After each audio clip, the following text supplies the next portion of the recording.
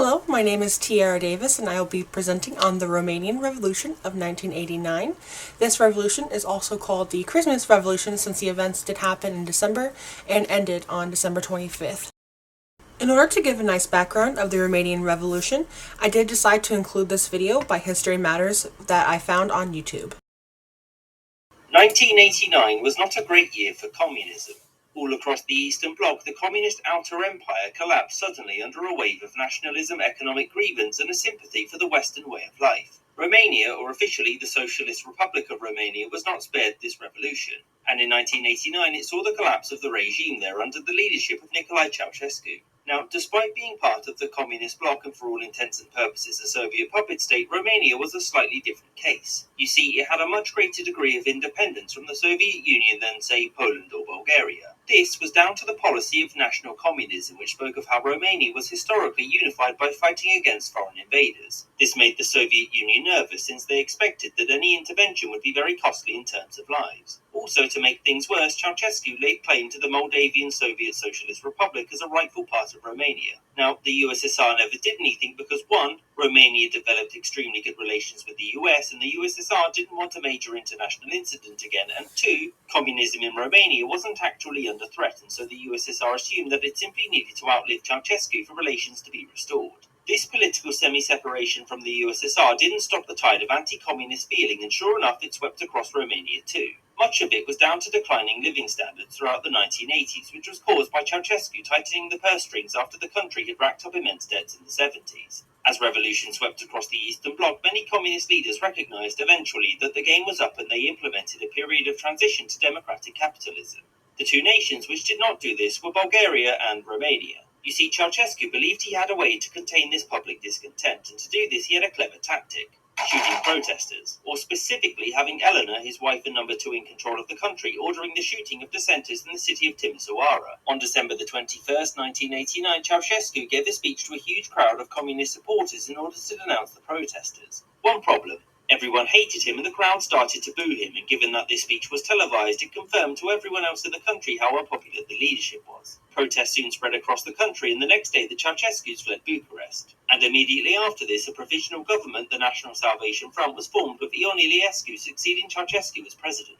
Iliescu was also a communist, but he was critical of Ceausescu in the past and so had been sidelined, and thus was distant enough from the regime to get the job. On the 24th of December, the Ceausescus were captured and handed over to the army, and the next day they were put on trial for their past actions. Now, this trial didn't have time for silly little things like evidence and lawyers, and was frankly little more than a sham. In a verdict that shocked everyone, the couple were found guilty and sentenced to spend the rest of their lives in custody, which was literally 5 minutes because they were actually sentenced to death, which was to be carried out immediately. At first, Iliescu attempted to maintain a communist government, claiming that the people had revolted against Ceausescu but actually liked communism. This was not an opinion shared by many Romanians, and protests and violence continued even after this. Iliescu conceded, and in 1990 he was elected with an overwhelming mandate, and he began the process of moving Romania away from communism to a market economy. Romania's revolution is different to the other Eastern European ones in a simple but important way. Whilst Romania was no longer a communist country, those who had been in the Communist Party were still running it.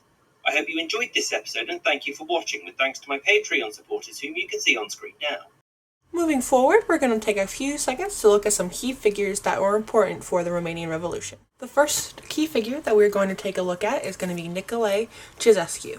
He was the Romanian dictator who came to power in 1967 and was the leader of the Romanian Communist Party up until his execution in December 25th, 1989, alongside his wife by firing squad. Next, we have Laszlo Tukas. He is an ethnically Hungarian pastor who criticized the Ceausescu regime and was eventually appointed to be an assistant pastor in Timisoara, where he continued to speak out against the regime.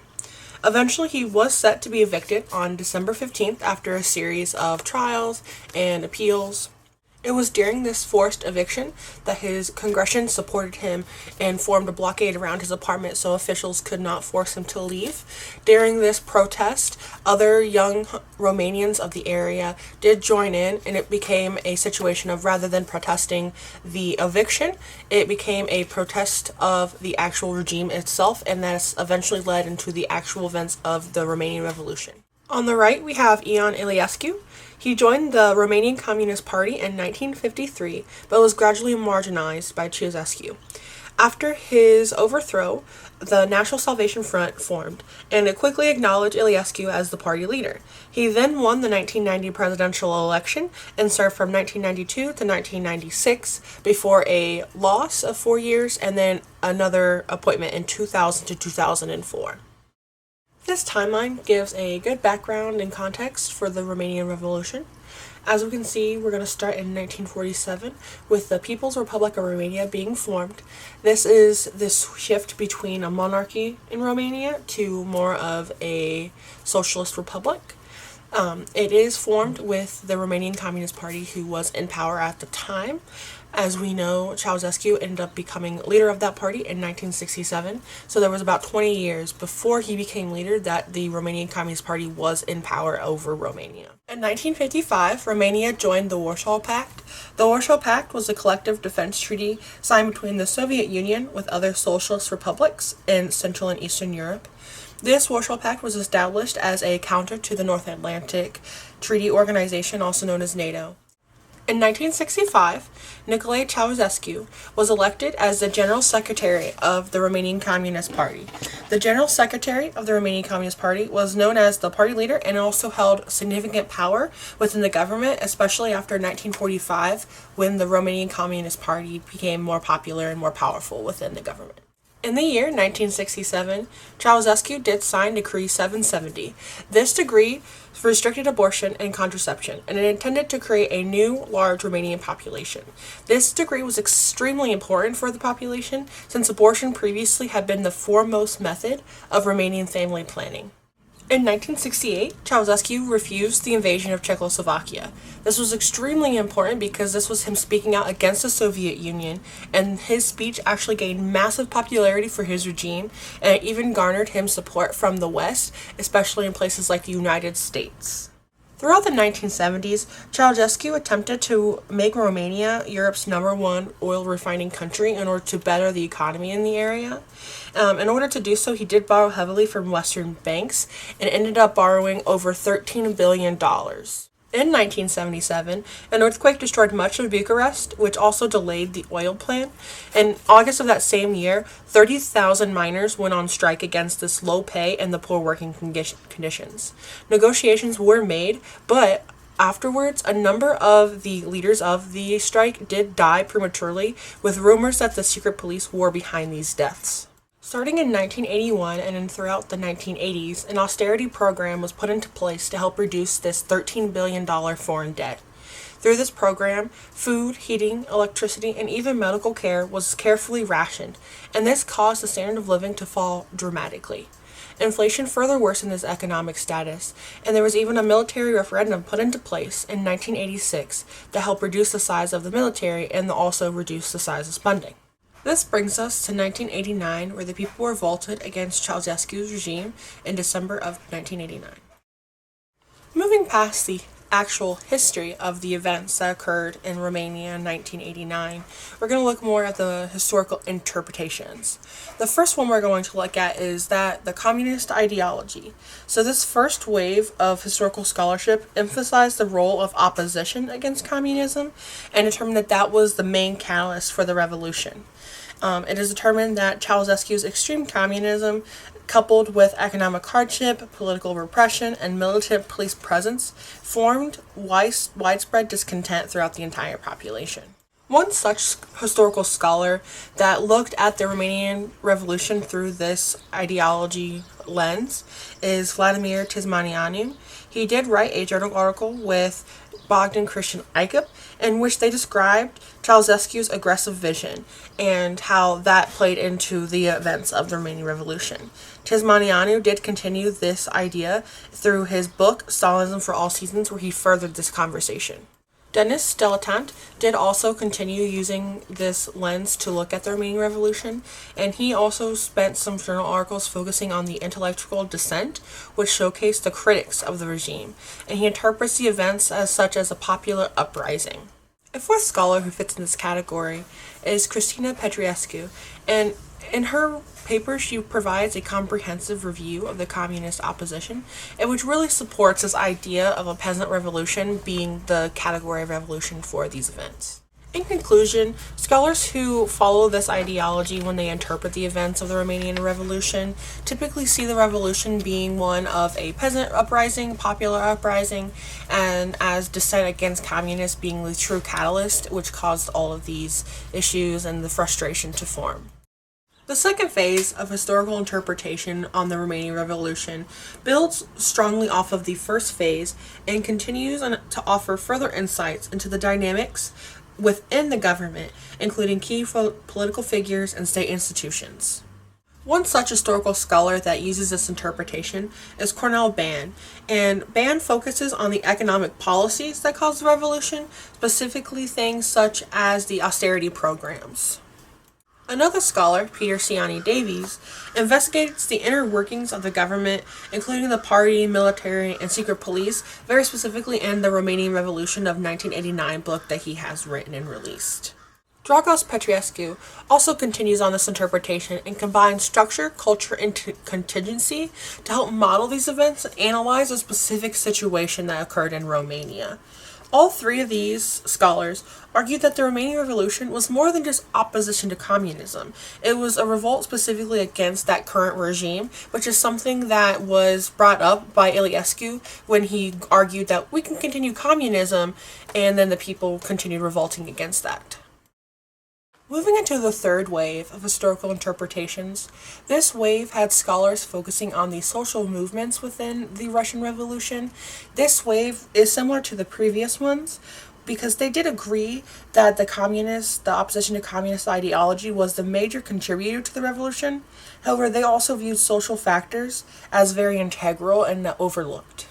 Within this wave of thought, social factors included the economic crisis, withdrawal of the armed forces' support of Ceausescu towards the end of the revolution, as well as the internal power struggles that were occurring throughout the time. One such scholar who used this ideology is Richard Andrew Hall, and in his paper Theories of Collective Action, explores the dynamic interaction between societal protest in the form of collective action, as well as the regime's response to it, or therefore lack of response. Another scholar is Errol Pope, and in his paper he did provide an overview of the religious situation in Romania. This is extremely important since the whole beginning of the revolt was seen as a protest to keep a religious figure from being evicted. Religious organizations at the time had a lot of incentive to support dissent among the people, especially considering there were a lot of restrictions on religious organizations at the time, and by having dissent, they could therefore break out of these. Moving on, we're going to look at the historical interpretation revolving around memory and commemoration. This wave of thought was not necessarily its own wave, it happened concurrently with other ones, and is more of a branch off, with these authors typically having other pieces, or focusing only on the memory and commemoration and how that has been affected throughout time, rather than how other scholars look at the events leading up to the revolution. This wave of interpretation involves examining how the events have been remembered, interpreted, and commemorated. It investigates things such as collective memory, emerging narratives, and the impact of commemorative practices on shaping historical understanding of the events. One such scholar that touched on this topic is Dana Mostada. She discussed the pivotal role of television as an agent of power, especially as it facilitated the transfer of power from past leaders to the current leaders of the regime. In this, it's also important to note that television was a significant factor to help spread the dissent amongst the population. Other scholars that look at the Romanian Revolution through this lens include Craig Young and Duncan Light, and they have a piece where they specifically review how certain groups and populations remember the events, and how their geography contributes to the narrative of the revolution that they see, and how different representations have emerged throughout time. Another historical scholar who touches on this idea and concept of memory and commemoration is Peter Ciani Davies, who we have discussed previously. He does have a piece that touches on this topic, and while describing the differences, he describes the difference between the official narrative as well as the people's narrative, and how there's a difference between how they each want to commemorate the events that happened for the Romanian Revolution. The final wave of historical interpretation is the idea that the Romanian Revolution may not even be a revolution at all. It could be a coup d'etat, which some scholars don't believe are a revolution, or it could be simply a social movement. So this last wave is more of one that has come across as time has progressed, and we've seen a surge in this interpretation, especially since the leaders of the new regime were very important leaders of the communist regime as well, specifically Ionescu. One such scholar who looks at the events of the Romanian Revolution through this lens is Jolan Bogdan, and in the book Performative Contradiction and the Romanian Revolution, Bogdan describes this interpretation using the context of performative contradiction, which is where someone is saying something that is not how they are actually doing their actions. We can kind of get the gist. And this is especially true for Ionescu on TV, and how he was a part of the Romanian Communist Party and regime, and yet after the revolt against communism still came into power. And so as such, was that really a people's revolt, or was this a coup d'etat? Richard A. Hall, who we've seen work of in previous interpretations, also touches on this topic of the Romanian Revolution being a coup d'etat in his paper, The Uses of Absurdity, and here he addresses the staged war theory, which claims that the events on December 22nd, which happened after the official collapse of the communist regime, so to speak, where the most civilians died, and this could have been seen as staged as a way to legitimize the new regime of the National Salvation Front. This is essentially what he's saying, is that a war was staged in order to continue the overthrow and help support the specific leader, in this case, Ionescu. Again, another scholar that we've seen before is Dragos Petrescu. He does touch on this topic of a coup d'etat in Romania in his piece One Bloody Regime Change and Three Political Paradoxes. And in this paper, he does address three of the paradoxes that characterize the Romanian regime change, and also what resulted in the political contention of what happened, and really kind of looks at it from a framework of, does this paradox actually make it seem like this was a revolution or that this was a coup d'etat? Next, we see Ed Villamy on the slide, and he is actually not more of a historical scholar. He is a researcher and journalist, and did publish a journal for The Guardian article, and on this he discussed an interview that he had with one of the three firing squad members who executed Ceausescu on Christmas Day. And based on this story, it is suggested that Ion Iliescu staged the coup rather than this being a revolt, and so as part of this article it goes through this historical mindset. Once again, we see Peter Ciani Davies touch on the Romanian Revolution through a different interpretation.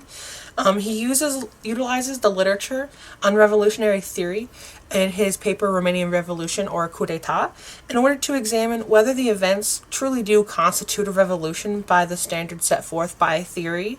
The overall conclusion here is that, however, there are too many unanswered questions to make a true determination. However, there is evidence that supports either discussion.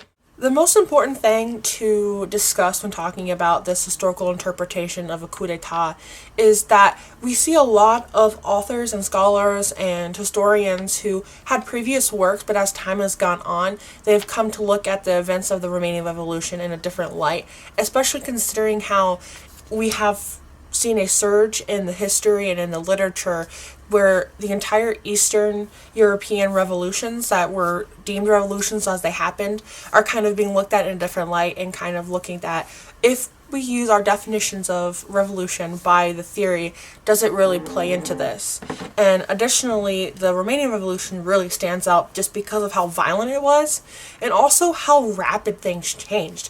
In a matter of less than 1 month, it went from a totalitarian communist government to a government that was with a whole new leader, although be it he was still part of the Romanian Communist Party.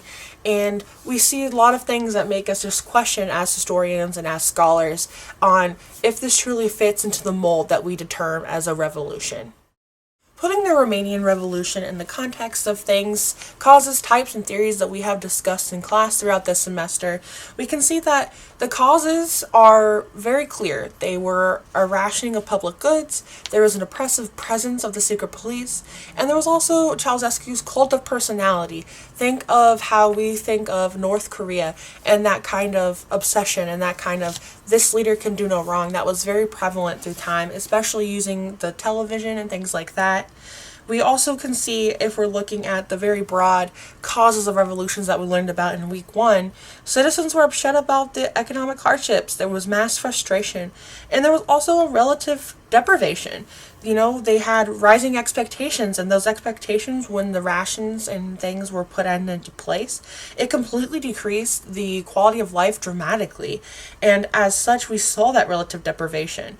And there were segments of the social political elite that also turned against Ceausescu. We saw a defector from someone high up in the military going to the United States not long before the revolution.